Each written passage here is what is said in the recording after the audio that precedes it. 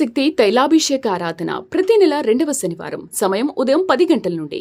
స్థలం కూరగాయల మార్కెట్ ఎదురుగా government degree college road, Ravulapalem. ప్రార్థనా శక్తి తైలాభిషేక ఆదివారపు ఆరాధన. సమయం ఉదయం 8:30 గంటల నుండి. స్థలం వైస్రాయ్ గార్డెన్స్, జూబ్లీ బస్టాండ్ ఎదురుగా, సికింద్రాబాద్. ప్రార్థనా శక్తి తైలాభిషేక ఆరాధన జూలై 16 మంగళవారం. సమయం ఉదయం 10 గంటలకు. స్థలం Shiva garden function hall, Mahanandi road, Nandyal. ప్రార్థనా శక్తి తైలాభిషేక ఆరాధన జూలై 16 మంగళవారం. సమయం ఉదయం 10 గంటలకు. స్థలం Shiva garden function hall, Mahanandi road, Nandyal. ప్రార్థనా శక్తి తైలాభిషేక ఆరాధన జూలై 16 మంగళవారం. సమయం ఉదయం 10 గంటలకు. స్థలం Shiva garden function hall, Mahanandi road, Nandyal. ప్రార్థనా శక్తి తైలాభిషేక ఆరాధన జూలై 17 బుధవారం. సమయం ఉదయం 10 గంటల నుండి. స్థలం మాధవి కన్వెన్షన్ హాల్, రాయచోటి వెళ్లే రోడ్, ఆర్టీఓ ఆఫీస్ ఎదురుగా, కడప. ప్రార్థనా శక్తి తైలాభిషేక ఆరాధన జూలై 19 శుక్రవారం. సమయం ఉదయం 10 గంటల నుండి. స్థలం A1 convention hall, old Guntur road, Ongole. ప్రార్థనా శక్తి తైలాభిషేక ఆరాధన జూలై 20 శనివారం. సమయం ఉదయం 10 గంటల నుండి. స్థలం SR గార్డెన్స్, ఈనాడు ఆఫీస్, వైరా రోడ్, వెలుగుమట్ల, ఖమ్మం. యేసయ్య నామములో మీకు వందనాలు తెలియపరుస్తూ ఉన్నాను. ఈ దినం వరకు దేవుడు సిద్ధపరిచిన వాగ్దానాన్ని మనం స్వాధీనపరచుకుందాం. పరిశుద్ధ గ్రంథంలో నుండి రాజుల మొదటి గ్రంథము 8వ అధ్యాయము 56వ వచనం ద్వారా దేవుడు మీ కుటుంబాన్ని దర్శిస్తూ ఉన్నారు. 1 Kings chapter 8 verse 56. 56లో 5th line underline చేసుకోండి. 8వ అధ్యాయం 56వ వచనం. మీరు ప్రతి వాగ్దానాన్ని నోట్ చేసుకుంటున్నారు. చాలా సంతోషం, ఎందుకంటే దేవుడు మీ పక్షంగా ఉన్నాడు. ఈ వాగ్దానాలన్నీ మీరు చదవండి. దేవుడు మీకు దర్శించిన ఈ మాటను పదే పదే మనం నెమరేసుకోవడం ద్వారా దేవుని శక్తిని మనం అనుభవించగలం. రాజుల మొదటి గ్రంథము 8వ అధ్యాయము 56వ వచనంలో 5వ లైన్. ఆయన చేసిన శుభవాగ్దానములో ఒక్క మాటైనా తప్పిపోయినది కాదు. ఇంక మరి హల్లెలూయా చెప్పకుండా ఉండగలమా మనము? ఎలాంటి మాటలు పరలోకము నుండి సూటిగా దేవుడు నీతో మాట్లాడుతున్న మాట. ఆయన చేసిన శుభవాగ్దానములో ఒక్క మాటైనా తప్పిపోయినది కాదు. ప్రియులరా, దేవుడు నీకు శుభప్రదమైన వాగ్దానములు చేశాడు.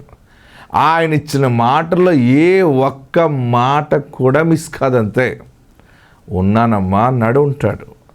నీతో వస్తున్నాను, తోడై ఉంటానన్నాడు, ఉంటాడు. నేను నిన్ను తలగా చేస్తాను అన్నాడు, చేస్తాడంతే. నీకు శాశ్వత కాలం ఆరోగ్యము కలగజేస్తున్నాను అన్నాడు, చేస్తాడంతే. డబ్బులు కలిగజేసి ఆరోగ్యం లేకుండా చేయడు. నువ్వు ఆశీర్వాదకరమైన సాక్ష్యం ఉండటానికే కదా నేను నిలబెట్టేది. అన్నీ బాగున్నాయండి, అనుభవించటానికి లేదు. అనుభవించుదామనేటప్పటికి ఏదో ఒక రోగం, నా భర్తకు ఒక రోగం, లేకపోతే నాకు ఏదో ఒక సమస్య, మేము పరిపూర్ణంగా నెమ్మదిగా ఇంట్లో పండుకోవడానికి లేదు. ఎప్పుడు హాస్పిటల్ పాలైపోతున్నాం. డబ్బులు లేనప్పుడు డబ్బులు లేవని ఏడ్చు. అన్నీ వచ్చినాయి కానీ ఈరోజు సుఖము లేదు మా జీవితంలో అని అనుకుంటున్నామేమో. సుఖముగా ఉండటానికి దేవుడు నీకు మాట ఇచ్చాడు. అది ఏ ఒక్క మాట కూడా తప్పిపోలేదు. హల్లెలూయా. డబ్బులు ఉన్నాయి కానీ ఆరోగ్యం లేదు అనుకుంటున్నాం. ఆరోగ్యం ఉంది కానీ డబ్బు లేదు. అన్నీ బాగానే ఉన్నాయి, అసలు ధనము లేదు, వ్యాపారం బాగోలేదు, ఏది చేసినా ఫలించట్లేదు. ఎలా బ్రతుకుతున్నాం దేవుడు తెలుసు.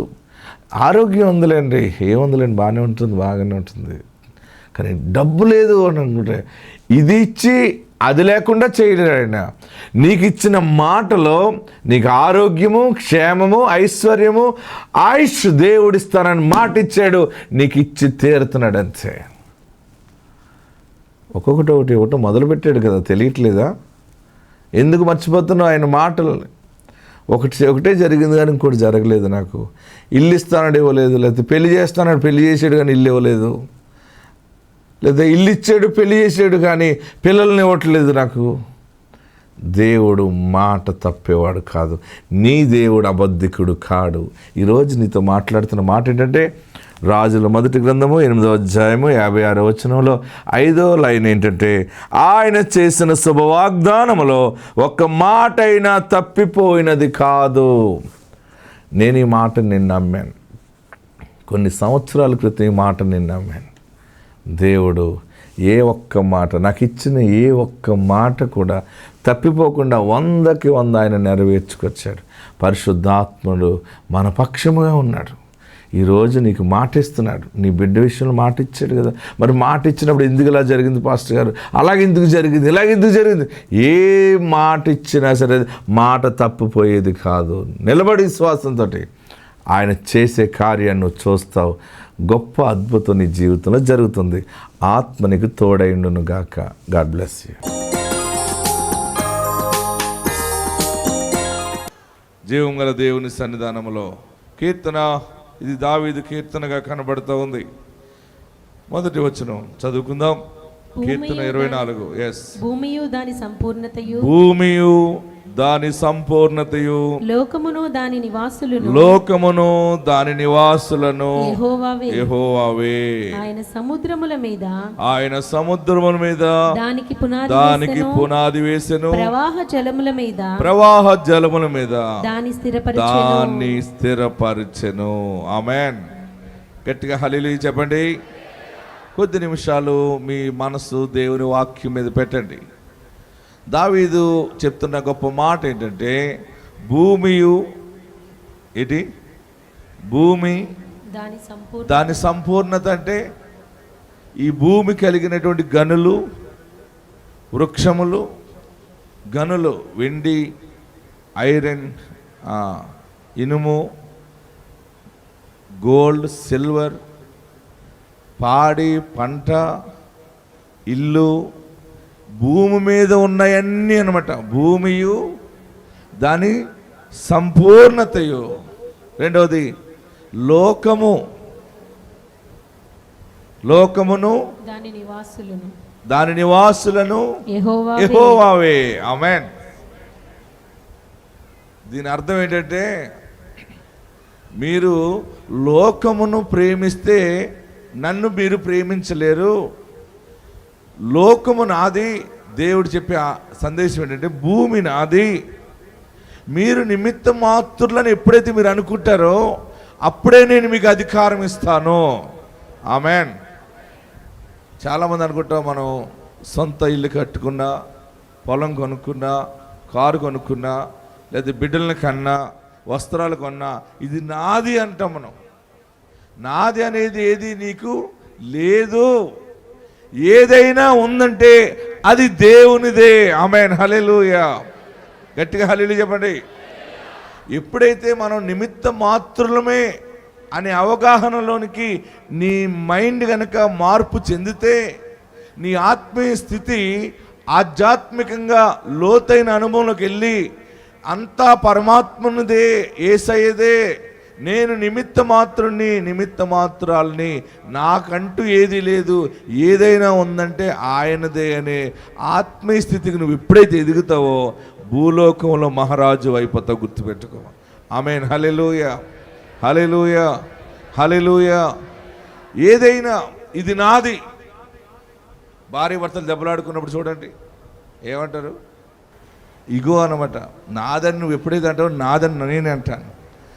మనం ఏమనాలంటే, ఇదేదున్నా, నీదైనా నాదైనా ఆయనదే. ఆమేన్. హల్లెలూయా, హల్లెలూయా. నాకేముంది ఇక్కడ?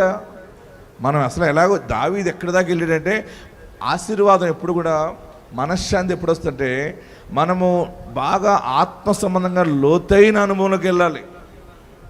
ఒక చోట అంటాడు, నేను దిగంబరిగా వచ్చానని యోబు అంటుంటే, దావీదు ఏకంగా దిగంబరత్వం రూపించబడక ముందు నీటి బిందువుగా ఉన్నప్పుడు నీవు నన్ను చూసేవని అక్కడికి వెళ్ళిపోయాడు ఆయన. ఇంక ఏదైనా ఇది మాది కాదు, మమ్మల్ని ఇక్కడ పెట్టావు, ఇదంతా భూమి, దాని సంపూర్ణత నీదే. హల్లెలూయా, హల్లెలూయా. గట్టిగా హల్లెలూయా చెప్పండి. ఎవరో ఫ్లాట్లు, అపార్ట్మెంట్లను అద్దుకుండి ఇది నాదంటే వాడు ఊరుకుంటాడా? ఏమనాలి? ఆ ఓనర్ వచ్చినప్పుడల్లా ఎంత బాగుందండి మీ ఇల్లు అంటే ఆడి మళ్ళీ ఇంకెప్పుడు నిన్ను కదలపడాడు. ఏమంటే ప్రతిసారి వచ్చేస్తున్నారేంటి సొంత ఇల్లాగా అన్నావు అనుకో, ఏమంటాడు? గెట్ అవుట్ అంటాడు. ఎప్పుడున్నా ఈ ఇల్లు మీదే అంటే ఆడు నిన్ను ఉండనిస్తాడు. ఆడికి విరోధంగా ఏదైనా నోటీస్ పంపిస్తే వాడిని కూడా నోటీస్ పంపిస్తాడు. ప్రియులరా, దేవునిది అనేది నువ్వు గ్రహిస్తే నమ్మకమైన వానికి ఆయన తాళపు చెవులిస్తాడనమాట. ఆమేన్. దావీదు ఇంత పెద్ద మాట ఎలా చెప్పగలుగుతున్నాడంటే, భూమి దాని సంపూర్ణతయు, లోకము దాని నివాసులను యెహోవావే. ఆయన మనకి ఇవ్వాలంటే మనము ఆయన ఎడల నమ్మకస్తులుగా ఉండాలి.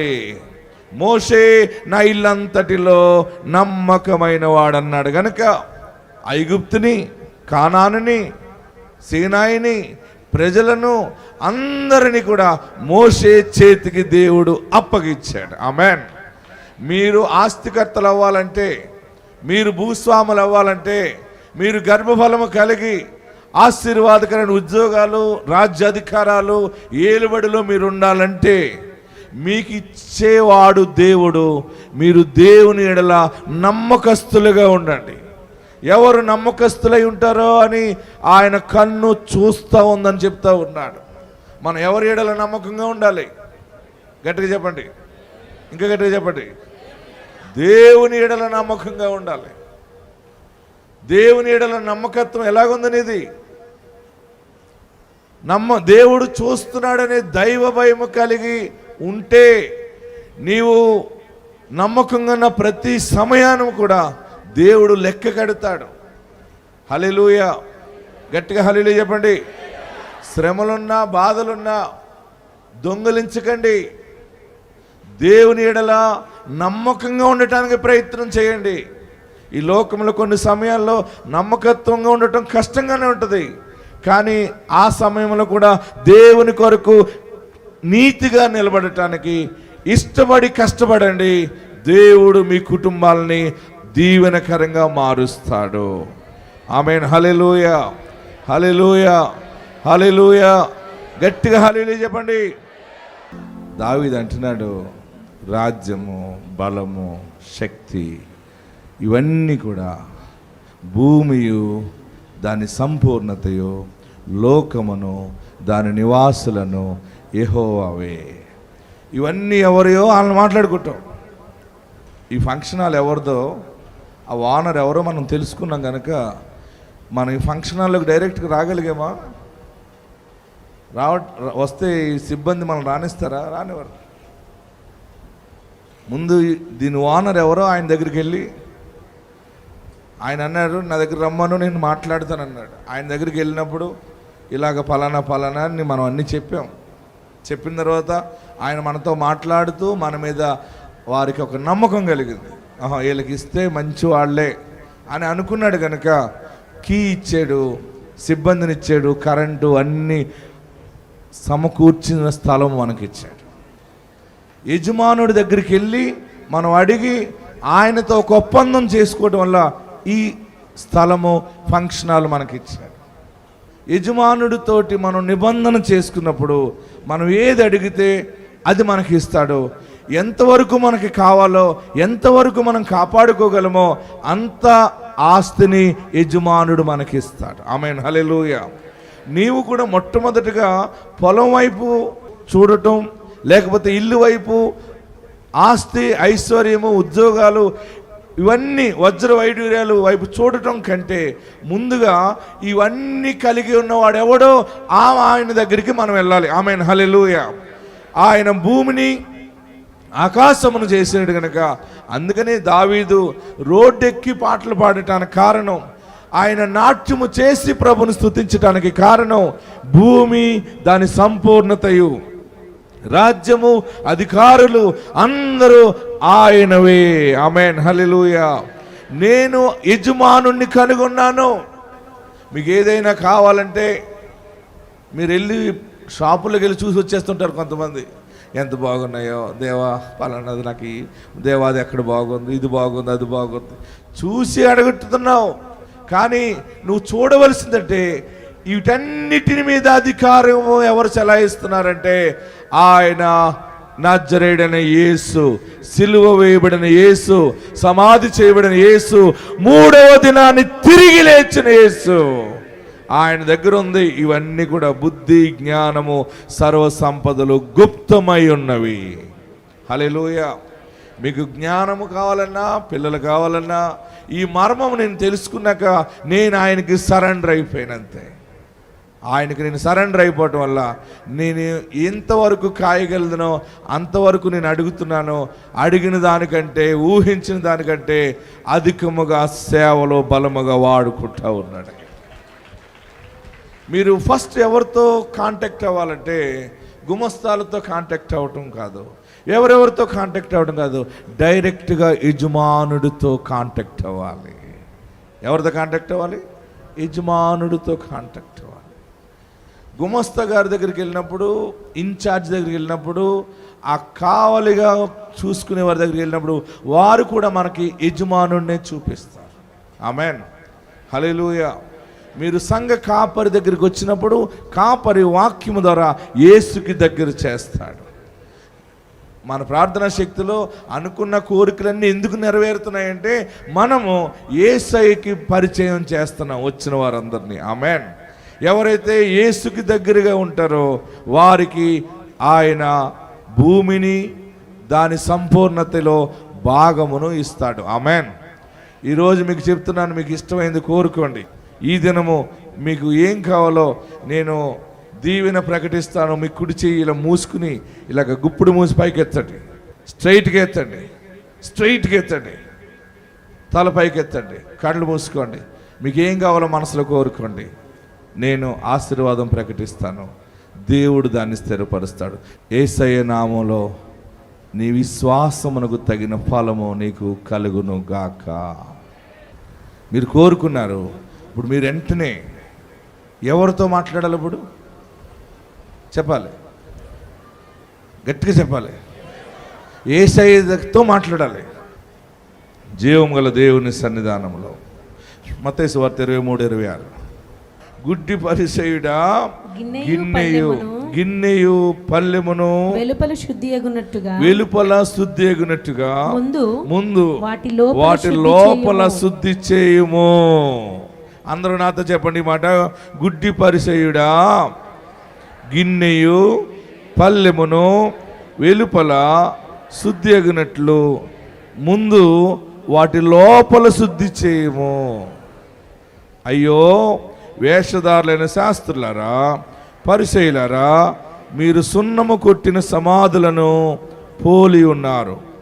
అవి వెలుపల శృంగారముగాగబడును కానీ లోపల చచ్చిన వారి ఎముకలతోనూ సమస్త కల్మషముతోనూ నిండి ఉన్నది.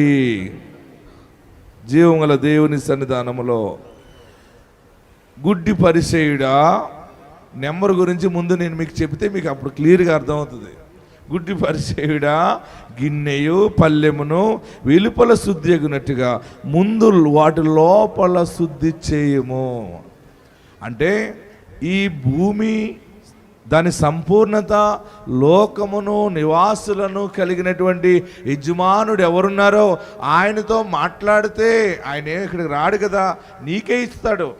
కానీ నువ్వు అడిగి పొందుకోవాలంటే, నువ్వేంటో ఆయనకి నమ్మకం రావాలంటే ఆయన చెప్పిన మాట ఏంటంటే, మొట్టమొదటిగా నీవు పైన శుద్ధి చేసుకుంటున్నావు. మనం అందరం శరీరాన్ని శుద్ధి చేసుకుంటున్నాం. మంచి మంచి సోపులు వాడుతాం, లిక్విడ్ షాంపూ వాడుతాం, రకరకాలుగా మళ్ళా ఎన్నో రాసుకుంటాం, పూసుకుంటాం. కానీ హృదయము లోపడ, నీ లోపడ ఉన్నటువంటి చెడు మనసుని, చెడు హృదయాన్ని నువ్వు క్లీన్ చేసుకోగలిగితే నీవు దేవుణ్ణి చూస్తావు అని యేసు ప్రభు చెప్తా ఉన్నారు. ఆమేన్, హల్లెలూయా. యేసు ప్రభుతో మాట్లాడటం అంటే మనము ఓన్లీ ఆడియో కాదు, ఫేస్ టైం అవుతుంది అనమాట. ఏమవుతుంది ఇది? మత్తయి సువార్త 5:8 ఏమన్నాడైనా, హృదయ శుద్ధి గల వారు ధన్యులు, వారు దేవుణ్ణి చూచెదరు. రోజు ఉదయమే స్నానం చేసిన వారు ధన్యులు, మొహం కడుక్కున్న వారు ధన్యులు, జోళ్ళు వేసుకున్న వారు ధన్యులు, మంచి బట్టలు కట్టుకున్న వారు ధన్యులు అని చెప్పలా. ఆయన హృదయ శుద్ధి గలవారు ధన్యులు. ఫేస్ టైంలో వెంటనే ఒకేసారి నెట్ బాగా కలవాలంటే, ఆయన గాయపడిన హస్తం నీకు కనబడాలంటే, ఆయన ముండ్ల కిరీటం పెట్టుకున్నటువంటి ఆ ముఖరూపము నీకు కనబడాలంటే, ఆయన దివ్య స్వరూపము నీకు కనబడాలంటే, నువ్వు మాట్లాడాలంటే, నీ లోపల నీ మనస్సాక్షిని శుద్ధి చేసుకోవాలి. హల్లెలూయా, హల్లెలూయా. తట్టుడు ఉంది హృదయంలో, ఇవంతా తీయాలి. డ్రైనేజ్ ఎక్కువైపోయింది, ఇదంతా సెప్టిక్ ట్యాంక్ లాగా అయిపోయింది లోపల. ఏంటి సెప్టిక్ ట్యాంక్ దుర్వాసన అంటే, ఎదుటి వారిని దీవెన నువ్వు వార్చలేవు, ఎదుటి వారి కారు కొనుక్కుంటే వార్చలేవు, ఎదుటి వారు ఇల్లు కొనుక్కుంటే నీ మనసు బాగోదు, ఎదుటివారు కొంచెం నీకంటే మంచి వస్త్రాలు కట్టుకుని తలుక్కుమంటే నీకు గుండెల్లో ఎంత భయంకరమైన రోగం వచ్చేసి అప్పుడే బీపీ పెరిగిపోయి సెవెంట్లెట్ బుడుక్కు పడిపోతాడు. ఏమైనా పడిపోయావు అంటే ఏముండదు రోగం. డాక్టర్ వస్తాడు, అన్నీ బాగానే ఉన్నాయి, లో బీపీ ఎందుకు అయిపోయింది? ఆ పక్క ఆమె బంగారం కొనుక్కుందని చూపించిందండి బాబు, ఆ బంగారం చూసాక నాకు రోగం వచ్చేసింది. ఆమె బంగారం చూస్తే నీకు రోగం ఎందుకు వచ్చిందమ్మా అంటే, అందరూ పైకి వచ్చేస్తున్నారు, నేను తట్టుకోలేను. అలాంటి మనస్సు తీసివేయాలి. హల్లెలూయా. రోజు ఉదయాన్నే ఎంత చక్కగా బాత్ చేస్తామో ప్రతిరోజు మన మనస్సాక్షిని కడుక్కోవాలి. హల్లెలూయా. యేసు నామములో నీ మనస్సుని మార్పు చెందేలా చేయాలి. ఒకరోజు ఆత్మ నా మీద దిగినప్పుడు, వాక్యము నా మనసును మార్చినప్పుడు నా హృదయము కొత్త మనసుగా మార్చుకున్నాను. ఆమేన్. హల్లెలూయా, హల్లెలూయా. నాకున్నటువంటి స్కూల్ బ్యాగ్ కానీ ఇంకెవరికి ఉండకూడదు. నేనే లీడర్గా ఉండాలి, ఇంకొకరు లీడర్గా ఉంటే నాకు ఒప్పుకోలేను. నేను వాక్యము నాకు జ్ఞానోదయమైనప్పుడు, వాక్యము నాలోకి వెళ్ళినప్పుడు నేను ఆ మనుషుడికి 22 మార్కులు రావాలి. దేవుడు నాకు ఎన్ని ఇస్తే అన్నీ ఇస్తాడు, నేను కష్టపడతాను, కానీ ఆ మనుషుడు బాగుపడాలి, అందరూ మంచిగా రాయాలి, అందరూ బాగుపడాలి, నాకేమున్నా కానీ అందరూ ఆశీర్వాదంగా ఉండాలని ప్రార్థన చేయటం నేను మొదలుపెట్టాను. మనసు మారినప్పుడు ఎదుటి వాళ్ళ క్షేమము కోరుకుంటాం. మనం ఎదుటి వాళ్ళు మనల్ని బాధ పెట్టినా సరే వారు బాగుగా ఉండాలని ప్రార్థన చేయగలిగిన స్థితికి నీ హృదయం ఎదగగలిగితే దేవుడు డైరెక్ట్గా నీకు కనపడతాడు, దేవుడు నీతో మాట్లాడతాడు. మీరు ముందుగా నెంబర్ సరి చేసుకోండి. ఏం చేసుకోవాలి? నెంబర్ సరి చేసుకోండి. బాబు, నా లోపల క్లీన్ లేదా? నీవు నాకు కనబడట్లేదు, నేను నీతో మాట్లాడుతున్నాను, నీ దగ్గరికి రావట్లేదు, గాల్లో కలిసిపోతుంది. ఇదిగో నా దైవజనుడి ద్వారా నువ్వు ఒక నెంబర్ ఇచ్చావు ఫేస్ టైం చేసుకోవటానికి. గుడ్డి పరిచయుడా, ఈ నెంబర్ ఎంత బాగుందండి. ఏమన్నాడు? గుడ్డి పరిచయుడా, గిన్నెయు పల్లెమును వెలుపల పైన మాత్రం తలతల్లాడిపోయేలాగా చేస్తున్నావు, వాటి లోపల శుద్ధి చెయ్యి. ఆమేన్. గట్టిగా హల్లెలూయా చెప్పండి. పైన అందంగా తయారైపోతున్నావు, ఈ రోజు వేసిన డ్రెస్ మళ్ళీ రేపు వేయవు. నువ్వు ఒక్కో రోజు ఒక్కొక్క అందమైనటువంటి వస్త్ర అలంకరణ చేస్తున్నావు, ఆభరణాలు చేసుకుంటున్నావు. నీ రోజు అనుదినము నీవు తయారవటంలో మార్పు చెందుతున్నావు. ఒక్క టాలెంట్కి వచ్చిందంటే మాత్రం నల్ల డబ్బా కొనుక్కొచ్చేస్తున్నావు. అన్నిటికీ ఈ కలర్ పట్టుకు వెళ్ళిపోవటానికి ఆలోచిస్తున్నావు. నేను ఉదయాన్నే లేచాను, ఈరోజు తలంపుల్లో దేవునికి అనుకూలంగా ఉన్నాయా? నేను దేవునికి అనుకూలంగా జీవించగలుగుతున్నానా? నా మనస్సాక్షి మారిందా? నేను ఇంకా మార్పు చెందేనా? ఈరోజు నేను ఆత్మ సంబంధమైన అలంకరించుకోవాలి అని ముందుగా నీవు హృదయమును పరిశోధించుకోవాలి. నీవుగా. హల్లెలూయా, హల్లెలూయా. నేను అందరూ బాగుపడాలని కోరేసుకుంటాను ఎక్కువ. ఎందుకంటే ఏముంది, చిన్న ప్రార్థన చేస్తాం, వారు బాగుండి వారు ఆశీర్వాదంగా ఉంటే, వారు వర్ధిల్లితే దేవుణ్ణి వారు గణపరుస్తారు, మహిమపరుస్తారు. అసలైన వానికి అర్థమవుతుంది ఈ దీవెన ఈ మనుషుడు కోరుకున్నాడని. మనకి 7 అంతల ఆశీర్వాదం దేవుడు ఇస్తాడు. హల్లెలూయా, హల్లెలూయా. అందరిలో ఉన్నది అసలు ఇంటి నుండి వదలని దెయ్యం ఏంటంటే, నాకున్నది ఎవరికి ఉండకూడదు, మాకున్నది ఇంకెవ్వరికి ఉండకూడదు. మన మనస్సు మారాలి. ఆమేన్, హల్లెలూయా. ఇంకా ఇంట్లో ఏముండకూడదు, ఒంట్లో ఏముండకూడదు, అంత ప్లెయిన్ ఎప్పుడైతే ఉంటుందో నీ హృదయం నిండా యేసు ఆత్మ నిలిచి ఉంటుంది. ఎక్కడున్నవారు అక్కడ లేచి నిలబడి 2 చేతులు ఆకాశం వైపు చాపి, నా హృదయం సరిలేదా, నా హృదయంలో పాపం ఉందా, నేను చెడుగా ఆలోచన చేసేనా, నేను నమ్మి మోసపోయినా, నేను ఎదుటి వ్యక్తులు ఎదుట బుద్ధులు చెప్తున్నాను కానీ నీతిగా లేను అని అనుకుంటున్నావా? నా పాపాలు క్షమించవా? నేను మంచి మనస్సును ధరించుకుంటాను. చెప్పండి, మీరు మంచి మనసు ధరించుకుంటే పరలోకం తెరవబడుతుంది. నీవు దేవుని మహిమను చూస్తావు. ఆ ప్రభావము నుండి నీ చిన్న వ్యాపారం దీవించబడుతుంది. నీ చిన్న ఉద్యోగము ప్రమోషన్లతో నింపబడుతుంది. నీ చిన్న ఇల్లు ఇంకో 2-3 ఇల్లులుగా మారుతాయి. నీ ఆస్తి, నీ స్థలము, నీ సరిహద్దుల విశాలత అన్ని మార్పు వస్తాయి. మీరేమై ఉన్నారో మీరు తెలుసుకుని ప్రార్థన చేయండి.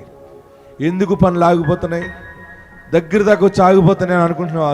నీకు నీవుగా ఆశీర్వాదాన్ని పిలుచుకునే దమ్ము నీ డోర్లు మూయబడ్డాయి. నీ ప్రవర్తన సరిలేక, నీ ప్రవర్తన బాగుంటే నువ్వే మాట్లాడతావు, ఏ గుమ్మములారా, నా 12 గుమ్మములారా మీ తలలు పైకెత్తుకొనుడని మాట్లాడతావు. 12 ద్వారాలు తెరవబడితే నీ కుటుంబము రాజుల రాజు కుటుంబముగా మారిపోతుంది. అధికారుల కంటే అధికారుల కుటుంబంగా మారిపోతుంది. ఎన్నో వింతైన కార్యాలు జరిగిపోతాయి. జస్ట్ నీ బుద్ధి మార్చుకుంటే. మీ మనసులు కడిగివేయబడును గాక. మీ కీడు దూరం అవును గాక. దేవుడు మీ ప్రార్థన ఆలకించును గాక. తిరిగి గొప్ప ఆస్తి జవాబు మీకు అనుగ్రహించును గాక.